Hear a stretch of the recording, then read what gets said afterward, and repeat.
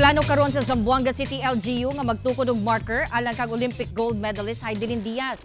Samtang nagkaraghan ang nagabansay nga mahimong weightlifter human sa iyang kadaugan. Ani ang report.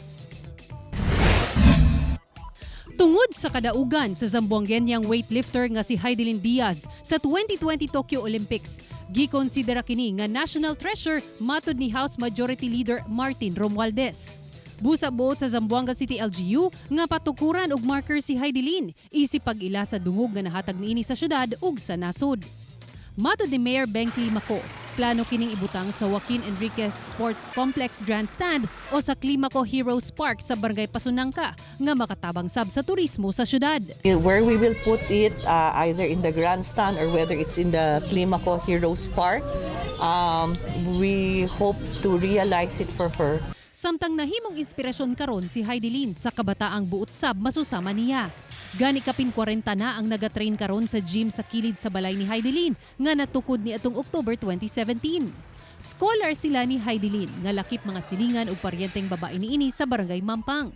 Sama sa 19 anyos nga si Jane Linete Hipolito nga bidaog sab og 3 ka silver medal sa Indonesian National Championship ug Rose G. Ramos, 17 anyos nga bronze medalist sa weightlifting competition sa Tokyo, Japan. Every time na nagkikita kami ng Heidi, nagbibigay siya ng payo sa akin ng mga word of wisdom, kaya mas kaya ko mag-training ng dahil sa kanya. Sobrang nakaka-proud, mas nakaka-inspire magbuhat kasi yun, basta proud kami sa kanya. Duna na say weightlifting gym sa eskwelahan kung asa nagtungha si Heidelin ug sa uban pang lugar sa Zamboanga City. We hope to recalibrate all of this in the new normal so that children will be able to compete.